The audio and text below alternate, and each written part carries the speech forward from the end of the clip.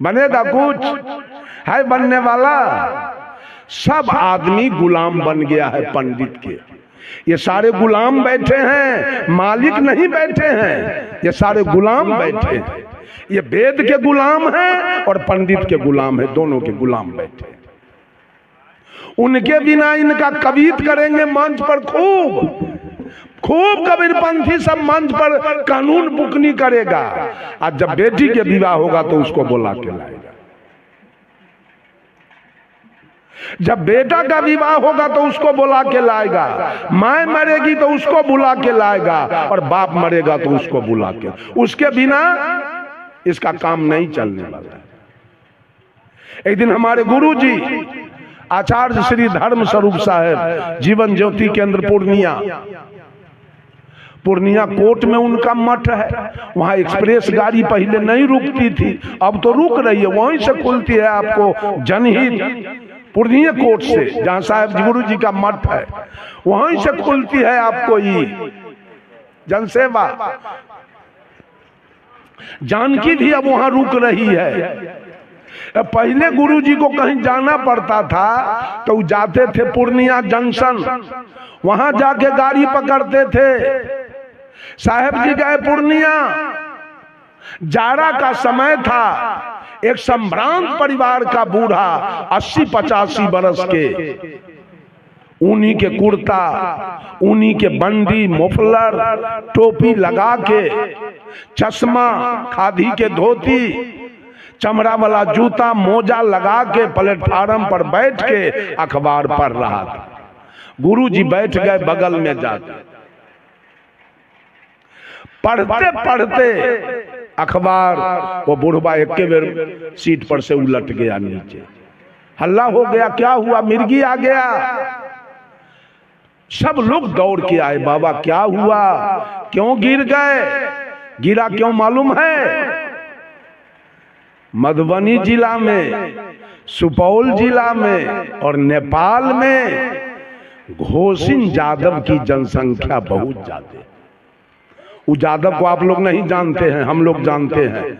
बहुत ऊंच कोटि का यादव है। उसकी पत्नी घर से नहीं निकलती है घोषिन यादव की। अब तो मजरोठो किस्नौत में ब्याह करना अब आके शुरू किया है, पहले नहीं करता था। ये घटिया किस्म के यादव है, वो जमींदार टाइप के है। अभी दरभंगा में सबसे टॉप डॉक्टर आया है, वो घोषिन यादव है, एसएन गोइत उनका टाइटल है। बनरईत, झखरईत, गोइत, कुशियत, ये अरगरिया, ठरिया, बुधनगरिया, भुसकुलिया, पगहिया, मगरदैता, गुरमैता, विराजित, एक टाइटल में विवाह नहीं करते हैं। अब बड़े बड़े उनके घर में इंजीनियर, डॉक्टर, कलेक्टर, प्रोफेसर, एक जोगिंदर गुरमैता है आपको यहाँ सुपौल जिला में। अभी 350 बीघा जमीन उनके पास जोगिंदर गुरमैता के पास है।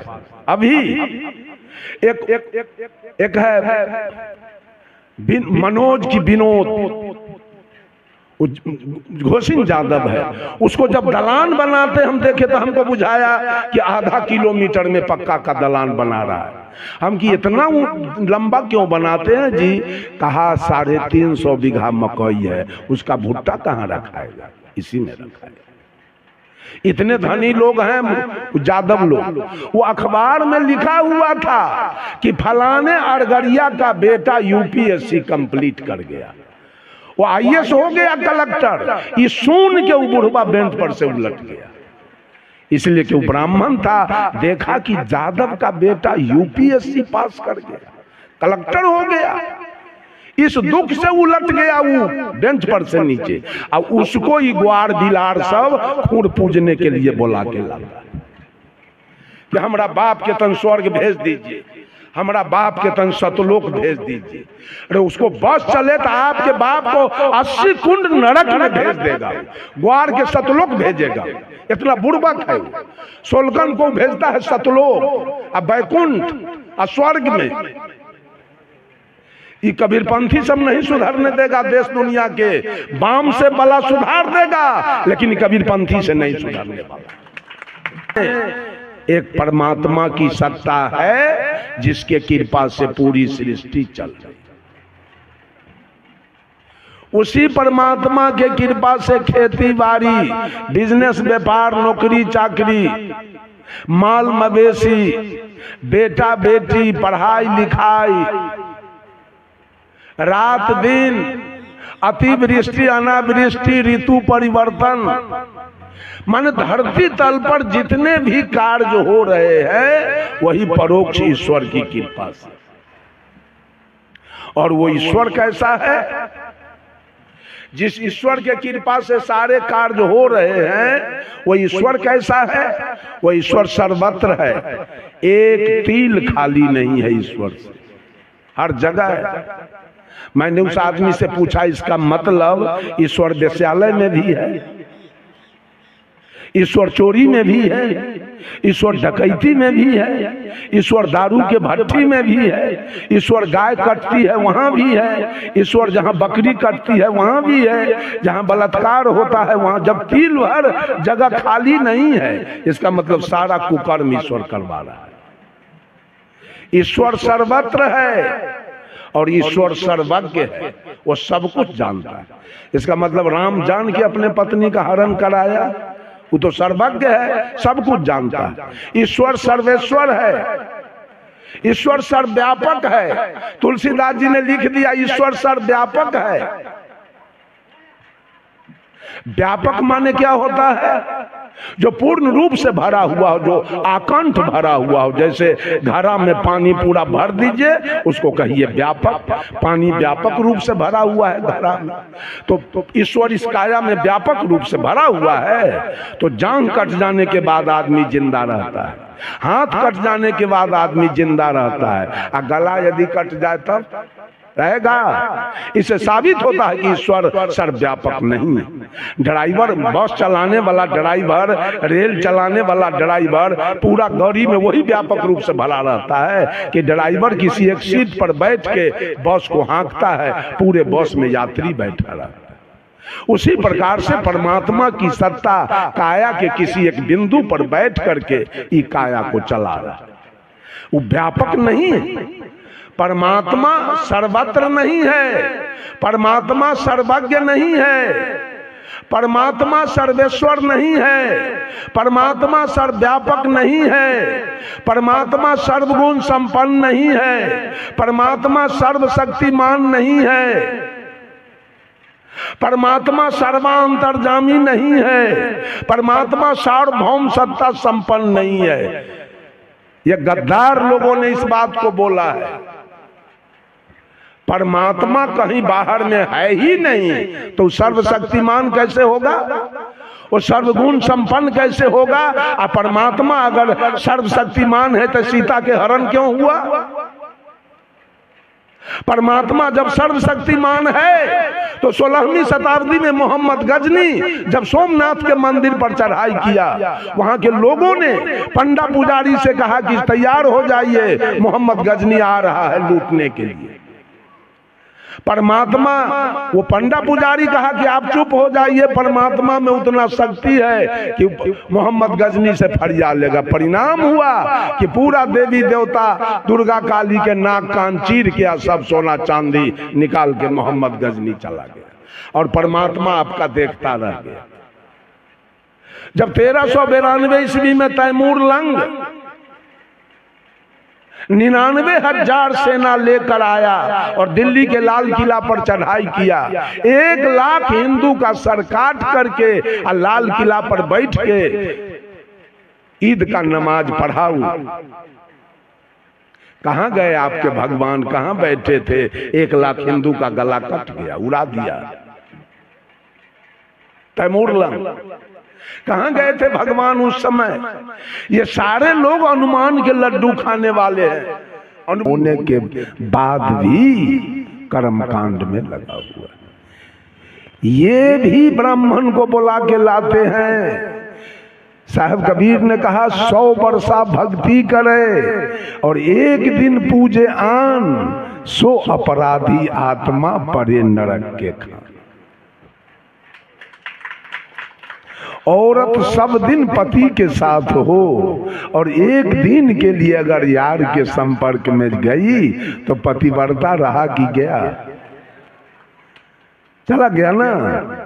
ये जितना मैंने नाम गिनाया, दुर्गा पूजा, काली पूजा, सरस्वती पूजा, विश्वकर्मा पूजा, सत्यनारायण पूजा, जितना सोखा के पूजा, कारी के पूजा, गणिनाथ के पूजा, फेकू दयाराम के पूजा, अमर सिंह के पूजा, जितना पूजा बताया, ये सारा कर्मकांड बाभन के ब्रेन से निकला है।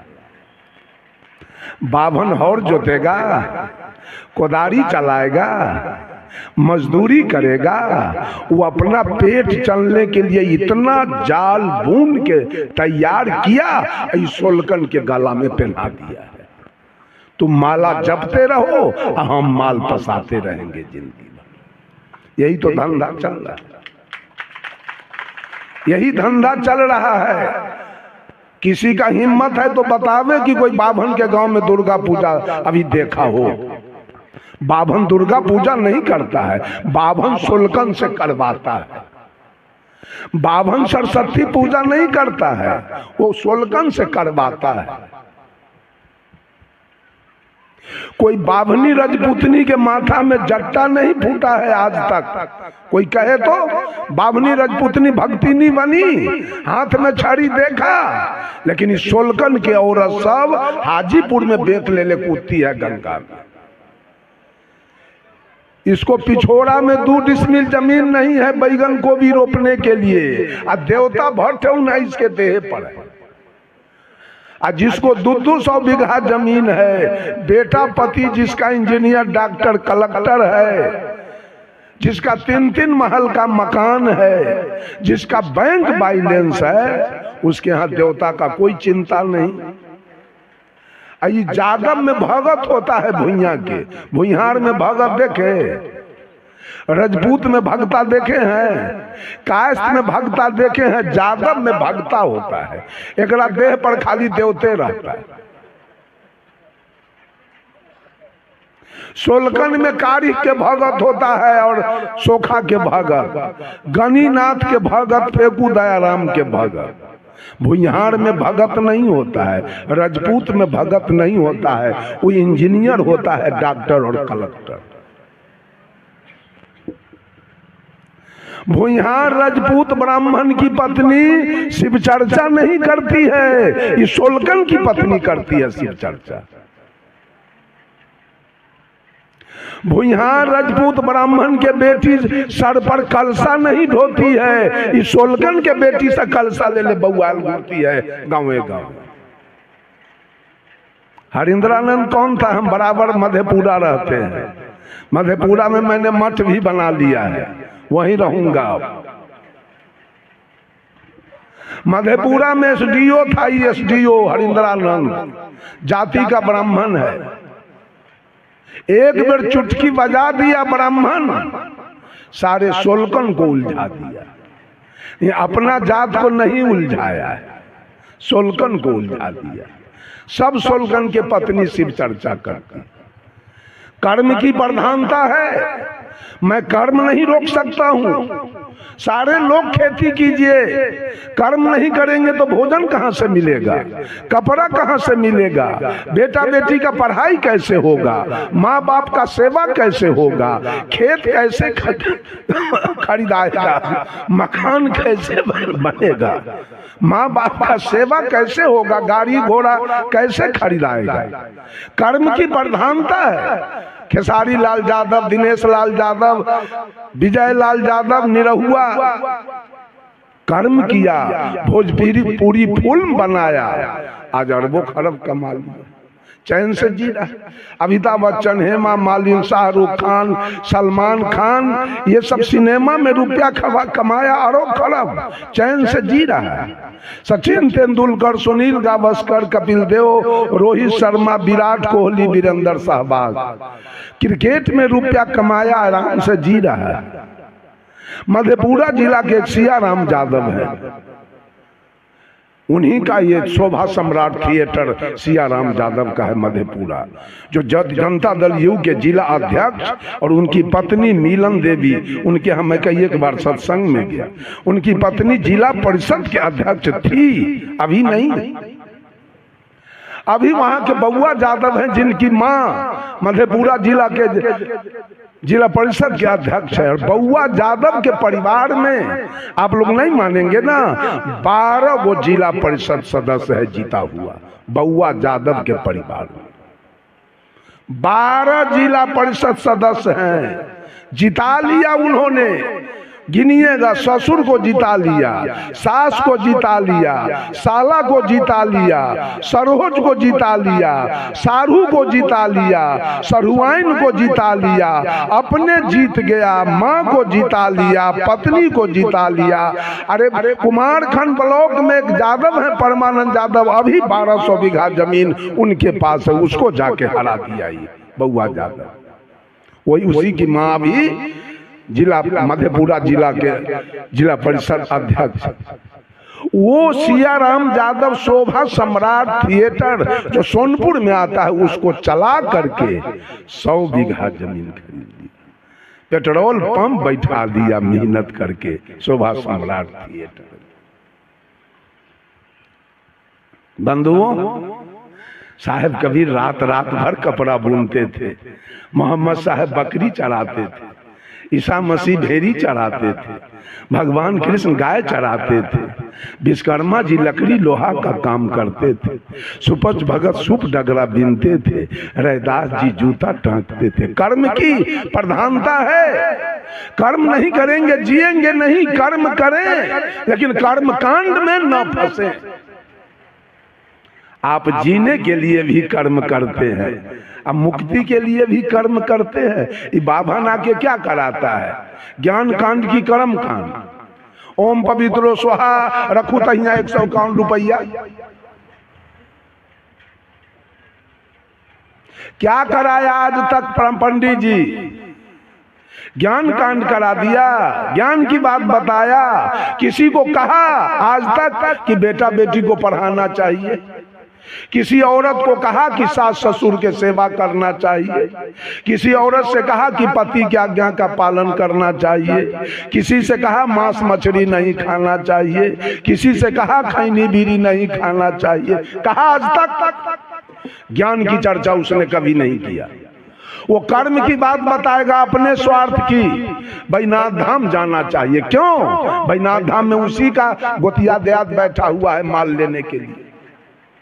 वो कहेगा गया जाना चाहिए, वहां भी उसी का गोतिया देहात बैठा हुआ है माल लेने के लिए। वो कहेगा जितिया करना चाहिए, करवा चौथ करना चाहिए, नाना प्रकार के कर्म कांड केवल आपको बताएगा, केवल अपना आमदनी का घर वो बताएगा। इसी में सारे लोग जा करके उलझे हुए हैं, वेद को मानते हैं। और साहब कबीर ने कहा वेद पशु, वेद के मानने वाला एक भी मानव नहीं है, सब कुत्ता बानर है। वेद के मानने वाले पशु हैं, वो मानव नहीं है। बोलिए सब आदमी, एक आदमी बोलिए वेद किसने लिखा? वेद कौन लिखा है? वेद का बात हम क्यों मान लें? वेद की बात को हम क्यों माने?